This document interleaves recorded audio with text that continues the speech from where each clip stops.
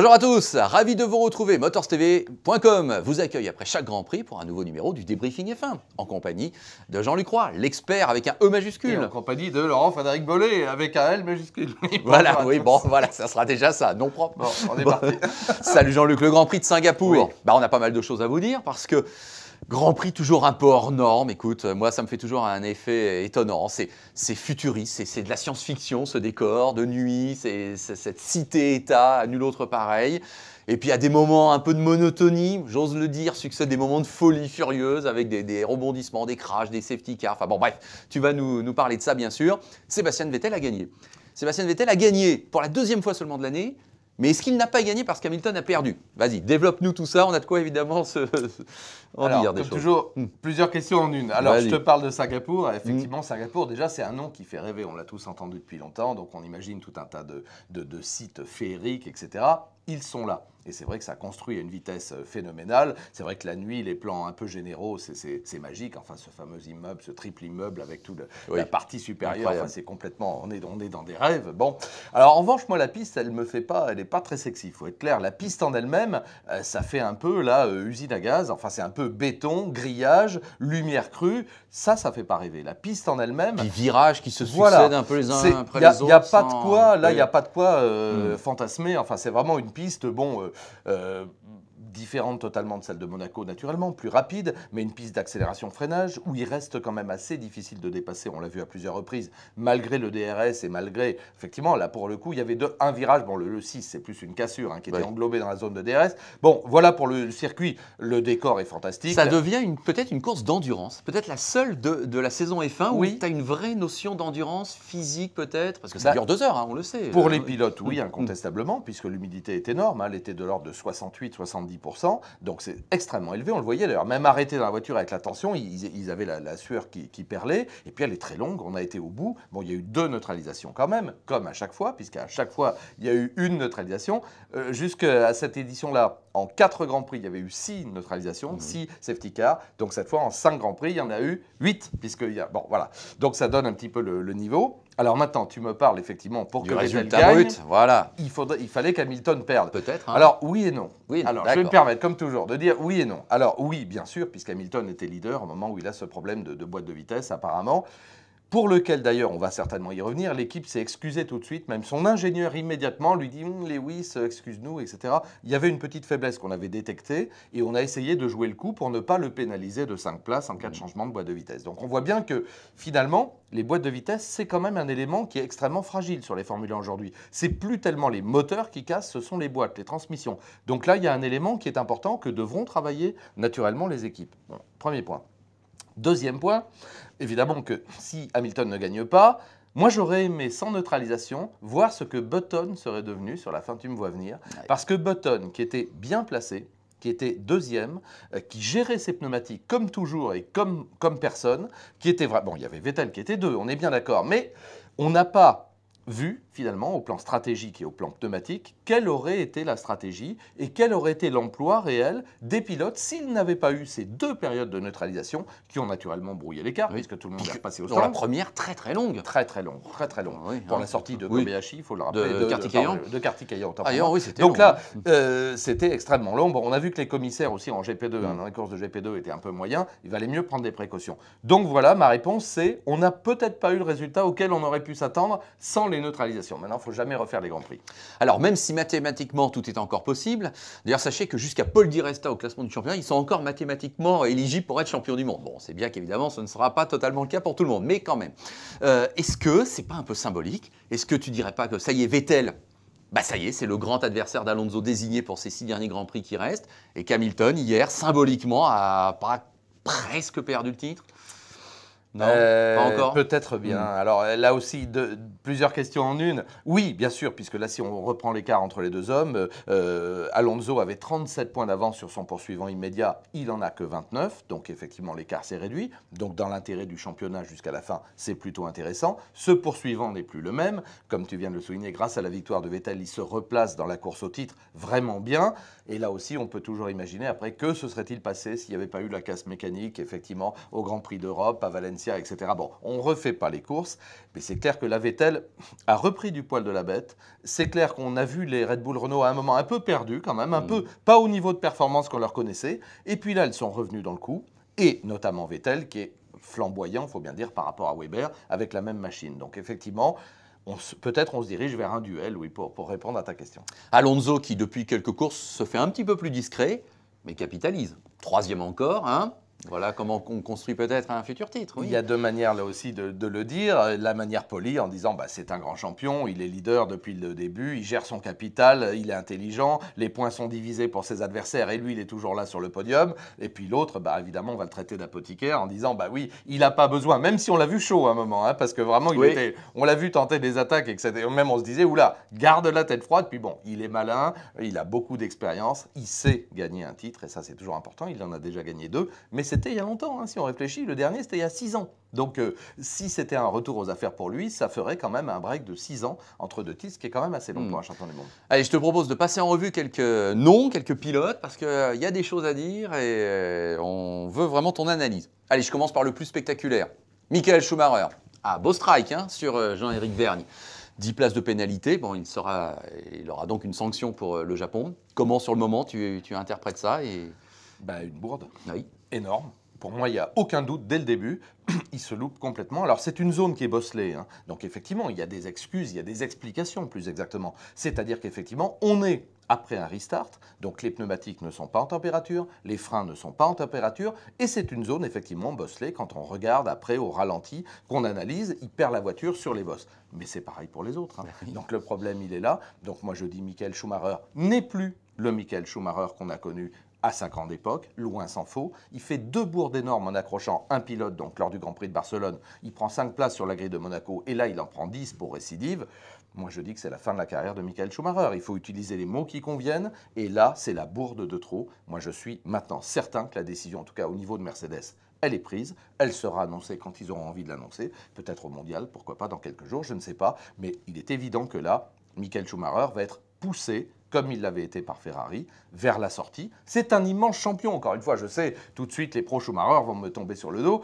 Moi, je dis la vérité, je dis en tout cas ce que je ressens. C'est un immense champion, on ne l'enlèvera jamais tout ce qu'il a fait, c'est 91 victoires, c'est 7 titres de champion du monde, mais ça n'est plus le Michael Schumacher qu'on a connu dans la première période. Et là, logiquement, maintenant, il faut qu'il laisse sa place à des jeunes aux dents longues, et il y en a plusieurs. Oui, bon alors là, tu tends la perche, donc on va la saisir. Donc, il va y avoir effectivement un transfert chez Mercedes ou toute nouvelle appellation qui serait pour cette équipe. AMG, on va dire. Bon, alors c'est qui prend sa place? C'est Hamilton? Tu y crois toujours à cette... J'y crois non seulement toujours, je crois que c'est une forte possibilité et probabilité. On a bien vu qu'après la pole d'Hamilton également, normalement quand même le pilote il est un peu content. Oui. Pas là. C'est-à-dire que son ingénieur lui parle dans la radio immédiatement, elle lui dit « Bravo Lewis, super, enfin t'es le meilleur ». Panne de radio. Tiens, c'est marrant. Oui. C'est la première fois depuis très longtemps qu'on n'entend rien. Panne de radio, sûrement. Bon, ça veut dire qu'il n'avait pas envie de partager de cette manière. Il revient au stand et là aussi, il joue à mesurer avec les membres de son équipe. Oui, mais avec le staff, absolument pas. Donc, à mon avis, ça y est, l'affaire est entendue. Hamilton s'en va. Maintenant, où ira-t-il? Est-ce que c'est effectivement chez Mercedes AMG à la place de Michael Schumacher qu'on pousserait dehors? Peut-être. Mais sauf que chez Mercedes AMG, on a d'autres pilotes dans le giron de Mercedes qui sont des vrais pilotes Mercedes, qui sont britanniques aussi, entre autres, ou allemands, et qu'on a le choix. On n'est pas obligé de faire venir non plus Lewis Hamilton. Il y a un vrai cas de conscience. Hein. Alors, Hamilton où? Je ne sais pas. Passionnant, passionnant. Affaire à suivre, bien évidemment. Romain Grosjean. Alors, Grand Prix de retour, hein, en quelque sorte, après sa pénalité et son absence à Monza. Bon, certainement pas le Grand Prix le plus facile pour revenir d'ailleurs. Hein. Ou non. Comment as-tu jugé son week-end? Parce qu'il est dans les points finalement, hein, on est bien d'accord. Bon travail, bon boulot, bon retour. Rien à dire. Déjà en qualif, à un moment même la Q1, il est en tête. Bon, ça veut jamais rien dire, mais pour le moral, c'est très très bon.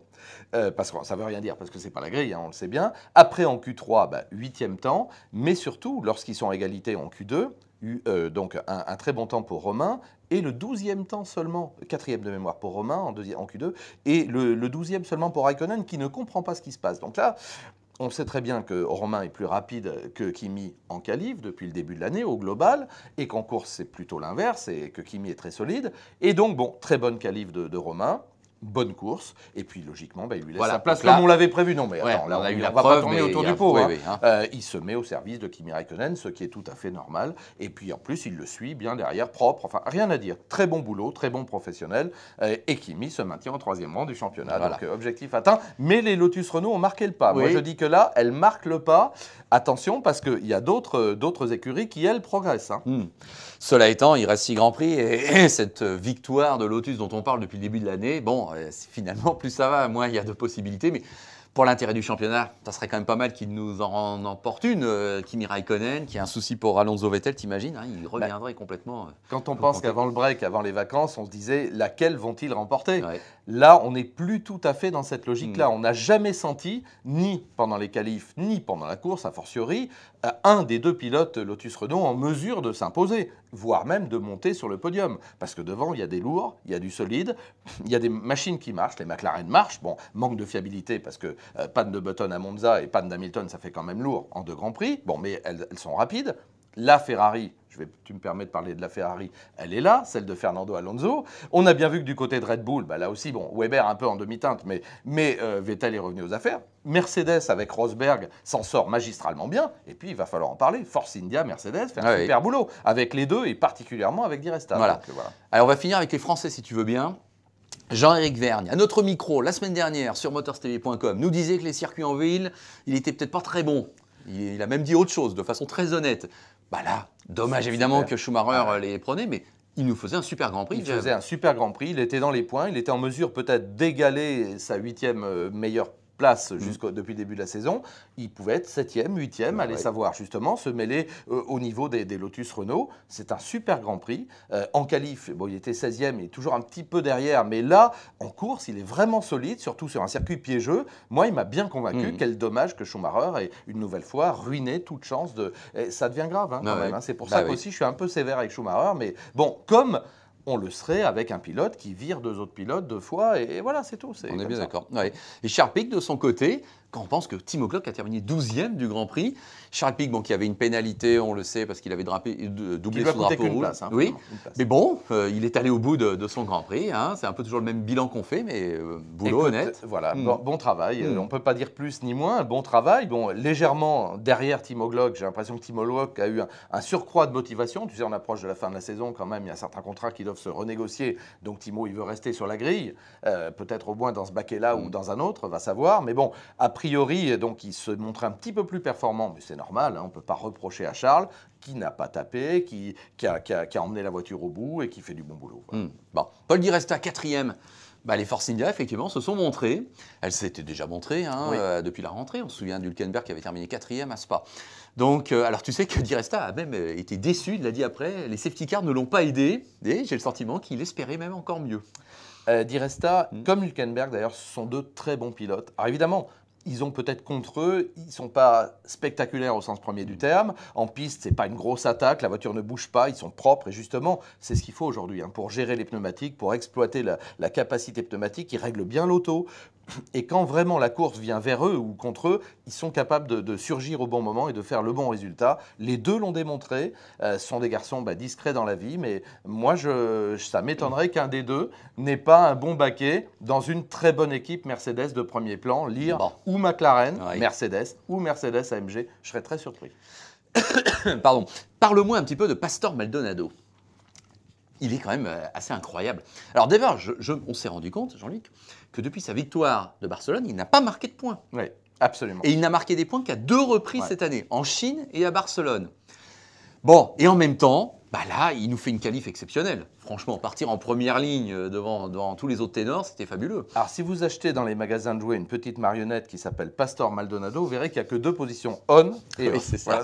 Voilà. En fait, 3 qu'on a résumé. Voilà. Donc, quand il est sur on, c'est du très très bon Maldonado. Là, vraiment, il n'y est pour rien. Il a eu ce problème hydraulique qu'il a arrêté, mais il était en train de faire un très beau Grand Prix. C'est pour ça qu'il faut aussi, à la lumière un petit peu de ces problèmes mécaniques qui ont éliminé Hamilton, qui ont éliminé effectivement Senna un petit peu plus tard. Lui, il a eu une course plus brillante, mais on va dire un peu tourmentée aussi. Bon.